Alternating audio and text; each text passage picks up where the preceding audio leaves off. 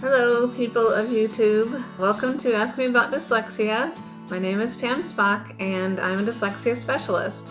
Today is going to be my first vlog. Never done this before, but I am going to be making vlogs occasionally called Confessions of a Dyslexia Mama because I am a dyslexia specialist and I have all this training and I know what to do about dyslexia, but I'm still a mom. I still get frustrated. So today is going to be all about book reports and just kind of talk about the struggles that we go through to do book reports, what we did this time, and I don't know, maybe something here will just kind of help you know that you're not alone. It'll make me feel a little bit better just talking through it all. So let's get started.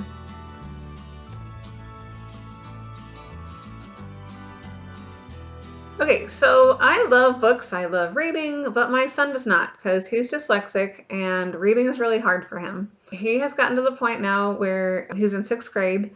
He reads fairly accurately, but not quickly. And it just takes him a really long time and it's not enjoyable. It's exhausting, and he's even told me that he learns better when he hears things. He's an auditory learner.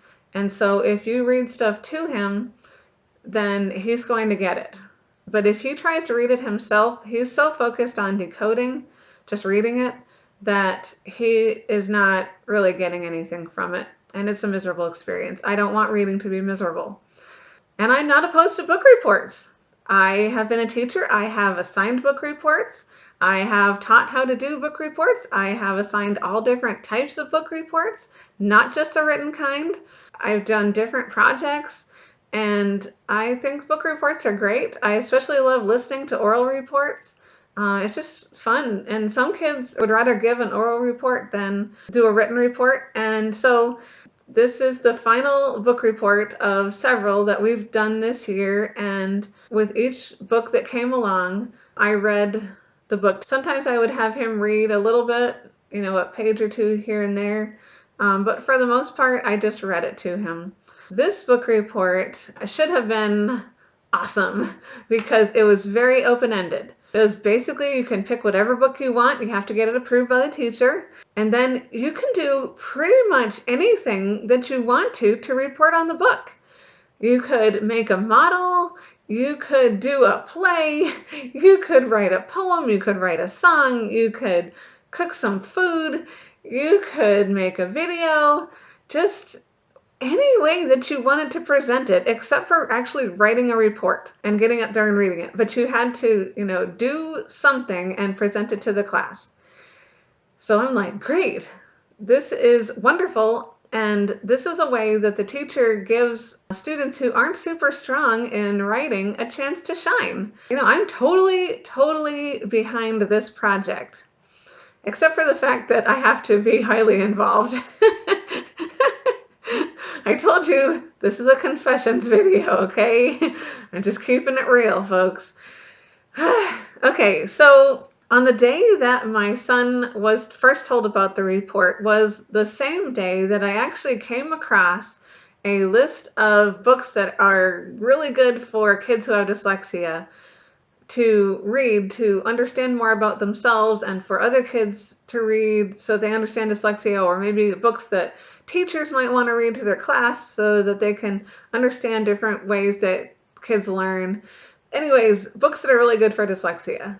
I had come across this list, and I think I even shared it on my Ask Me About Dyslexia page, which if you are not following that page yet, if you haven't liked and followed Ask Me About Dyslexia on Facebook, hop right on over there after you've watched this video and like that, because I share all kinds of things about helpful hints, encouragement, videos from other sites that I have found helpful. So anyways, I had shared that list, and I thought I am going to start getting these books and reading them myself so that I can recommend them to other people. Well, then that day, my son said that he had to get a book to do a book report on. I'm like, oh, that's perfect. I just happen to have this list of books that I've been wanting to get. So we can just kind of see if there's something on there that'll work for this. So I got on Amazon. I looked at some of the books. I chose a couple that I thought might interest my son. So I showed them to him. I actually ordered both, but he chose which one he wanted to do. I actually ordered before, confession, I ordered before getting approval from the teacher, but I know her really well, and this is 6th grade. I taught 5th grade. I know what she's looking for. And like I said, this was really open-ended. So I ordered the books, then I sent the teacher the link and said, this is the book for his book report. Pretty sure that it's okay. We're getting it anyways, but we're just, getting the official okay from you. And of course she wrote back, looks good. So we got it and we started reading it. And backtrack a little bit. I had, of course, made a list at the beginning. Well, I shouldn't say of course. Not everybody does this, but if you know me, then you know that, of course, I made a list at the beginning of this year of things that I wanted to accomplish this year. One of those goals was that I wanted to read aloud to my children more, and I set a goal of 5 books.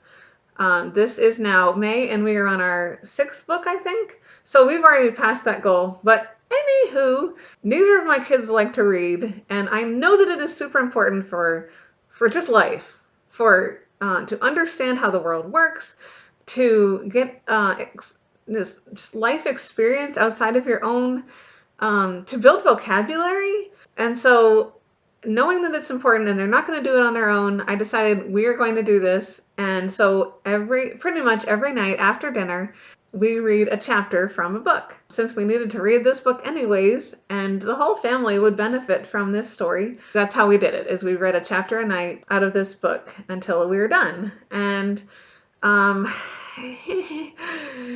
confession again, I should have done what I had done with all of my son's book report books last year and this year. I didn't do it, and that turned out to be a fatal frustration for me in my helping him do this report. So that was, I almost forgot where I was going with this. That was to write just 1 or 2 sentences of summary for each chapter right after we read it. That has been super helpful, because if you write 1 or 2 sentences about every chapter, then basically when you get done with the book, your report is practically done. So it's hard to remember, what happened everywhere in the book. And so it's way easier if you just do it as you go along. Well, for some reason, I didn't do it because all the other books that we have read this year together, those after dinner reading times, were just for our pure enjoyment. So we didn't write down things after we did them, after we read the chapter. So I was out of practice. I was, going along, la-di-da. So when it came time to, do the report, that made things difficult. Okay, so like I said, this report was totally open-ended, but there were things that the teacher wanted to cover, and even that was pretty open-ended. But anyways, the teacher had given suggestions on possible things to do for the report. And my son, of course, doesn't want to do anything, but he has to do this report. So I'm kind of, reading off this list and saying, even if you don't like any of these ideas, we can get online, and like Pinterest has a bazillion ideas for different fun ways to present book reports. You could do one of those. Well, he doesn't really want to do any of them because he doesn't like to get up in front of people and talk, and he doesn't want to do any work. So, but when I said video, he kind of lit up. He's like, oh, yeah, I'll do a video. He wants to be a YouTuber when he grows up anyway. So, and plus here I have now learned how to make videos and how to edit videos. So I'm like, okay, this would be good. We can make these videos together, and he can, figure out how he wants to show different parts of the story, and I can I can show him the editing process, and he can kind of learn a little bit about that. And it's all going to be rainbows and unicorns. I just always have these ideas in my mind. Confession time. I have these romantic ideas in my mind about how things are going to go and how we're going to bond while we're doing this. Yeah, no. Okay, so we had finished reading the story, and I'm like, okay, when people make videos, they for movies, they do a storyboard. So I'm like, okay, we'll get this board, and we'll put different things on sticky notes that we need to film, and then we can put them all in order, and then we have a way to, we know that we've filmed everything, and we know that we can then put those sticky notes in order, and that's how the order that we need to piece things together to edit the video. So, okay. So we just, started kind of brainstorming ideas, and every idea I would write it on a sticky note and stick it on the storyboard board. And then after that, we kind of grouped things that went together, and we came up with ideas of how we could video these different settings and props and what he would do. So then came time to do some videos, and making videos is easier said than done. You have to make sure that the lighting is right, and if you're doing it outside, that the weather is right, and that whatever's being done can be not only seen but heard without a lot of extra noise. So no lawn mowing, chainsaws, neighbor kids, whatever. It's just a lot to think about. We even did a little bit of filming when there was a choir practice going on, and we had to film in between when they would stop to make corrections or stop between songs. It was just a little bit stressful for me.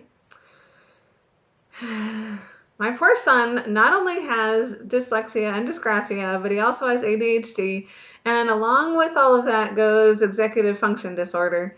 So that is, I'll make more videos about that, but executive function is the ability to get things done. So he gets very easily overwhelmed with big projects. And even though I had broken things down into very small pieces, he would just be overwhelmed.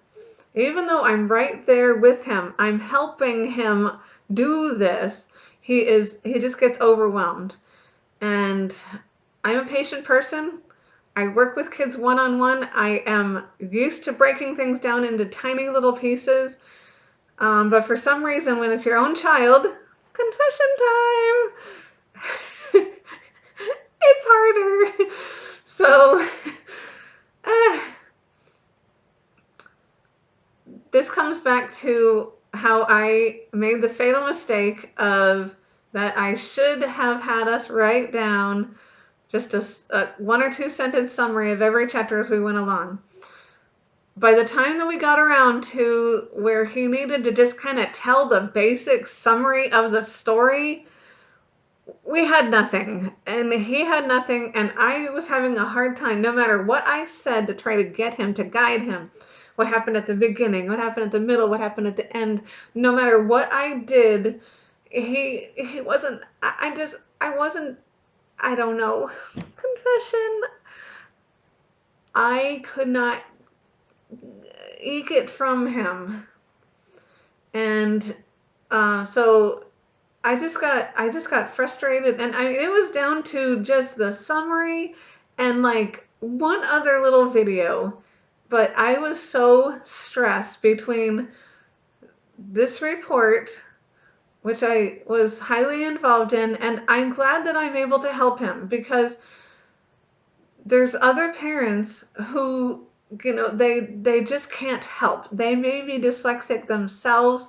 They may have been really overwhelmed by reports when they were kids. They don't know what to do, and they're not able to help their kids. And I feel really bad for those kids that their parents can't even help them.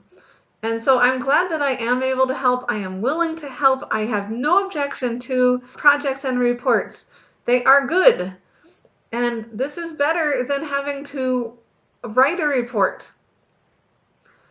But it was what should have been easy and straightforward because of his difficulties.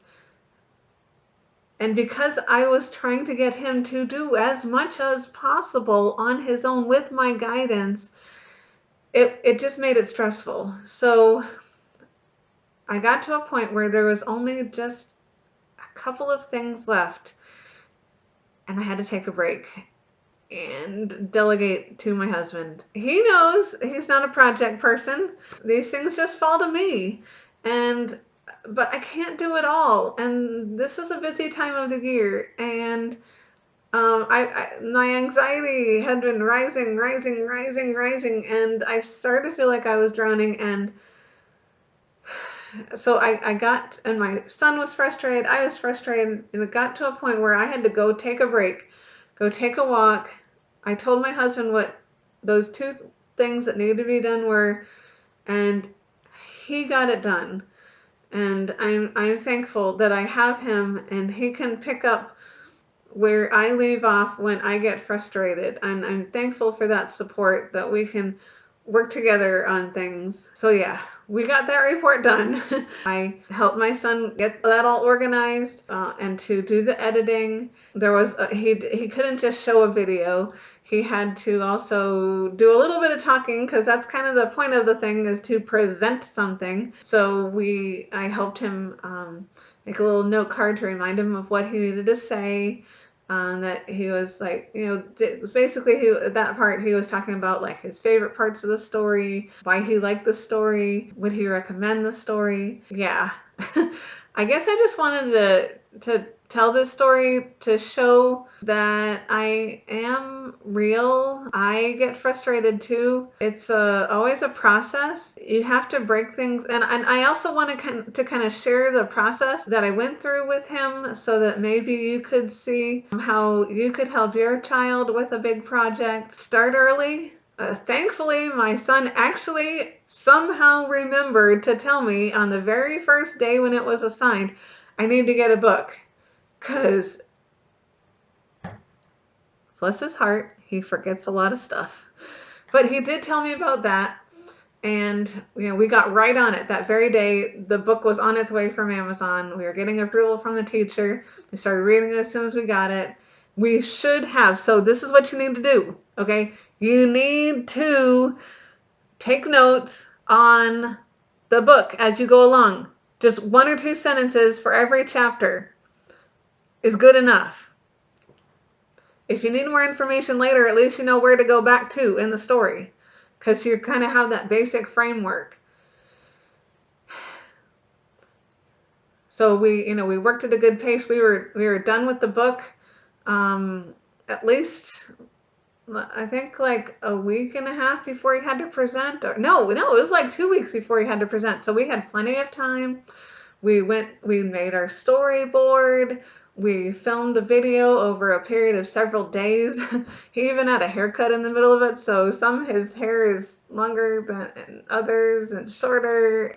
Whatever, who cares? So he acted out different parts of the story. He just kind of talked about different things. Now, obviously, if you don't have any videoing skills, then all of this is going to be way more overwhelming to put it all together. But if you have some editing experience, then making a video for a project is, not going to be as big a deal as it would if you had to also learn the video editing process, and then do whatever else has to be done to present and have them practice. So yeah, this was my first kind of vlog, and I also kind of talked about how to help your kid with a project type report. Thanks for staying with me. I hope it wasn't like too boring or rattling on or anything. I know that I had some confessions in there.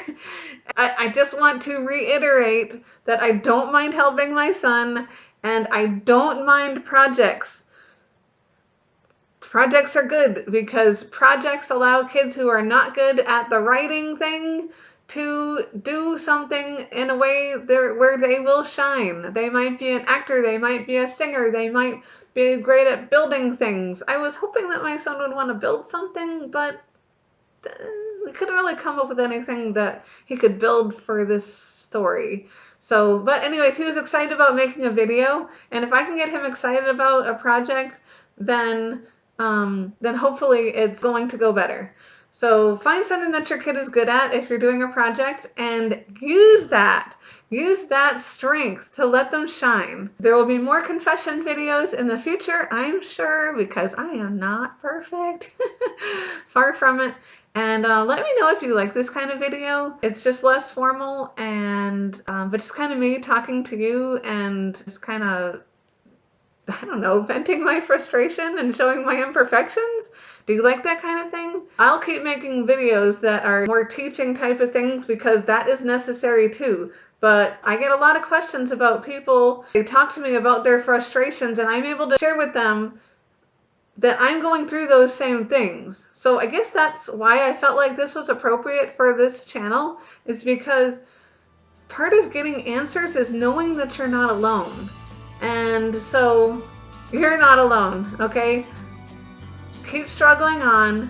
It's going to be okay. You're going to help them get through school. I love projects, so thank you to his teacher for assigning this. It was a good project to do that was totally like open-ended, but we're still reporting on a book. So teachers, keep on keeping on. You're almost there to the end of the year. Parents, hang in there. You can do this. You're almost there. Thanks for watching. Have a great day. No offense, honey. Just lost my train of thought again.